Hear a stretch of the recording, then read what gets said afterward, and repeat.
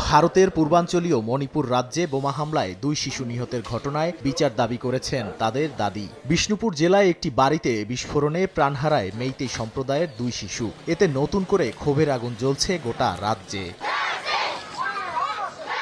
ঘটনার পর শত শত নারী ও শিশুকে নিয়ে বিক্ষোভ মিছিল বের হয়। নিহত শিশুদের ছবি হাতে নিয়ে তারা সহিংসতা বন্ধ এবং দোষীদের শাস্তির দাবি জানান। পরিস্থিতি নিয়ন্ত্রণে আনতে চাপ বাড়ছে প্রশাসনের উপরও। 2023 সালের মে মাসে মেইতেই ও কুকি সম্প্রদায়ের মধ্যে শুরু হওয়া সংঘাত এখনও থামেনি। অর্থনৈতিক সুবিধা ও চাকরির কোটা নিয়ে বিরোধ থেকে শুরু হওয়া এই সহিংসতায় এখন পর্যন্ত প্রায় 260 জন নিহত এবং 60,000-এর বেশি মানুষ বাস্তুচ্যুত হয়েছেন।